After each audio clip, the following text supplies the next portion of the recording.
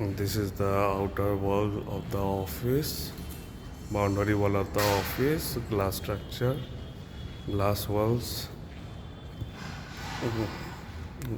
then three side glass walls.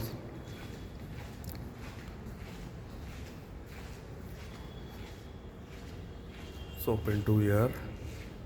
Then we are entering from the main door. So this is the main door. This is the main door. Then this is the meeting room. A big size meeting room, not too big, not too small.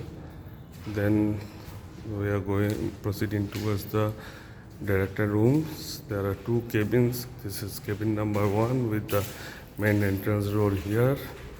And this is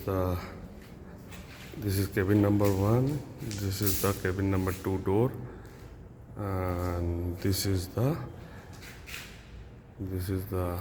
conference room, big conference room, though a big conference room with the partition wall of the conference room.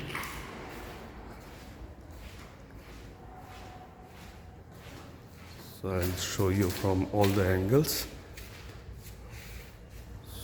So that is cabin number 1, that is cabin number 2, and the other one is cabin number 1. This is the conference room, and that is the meeting room. And that's it. Thank you very much.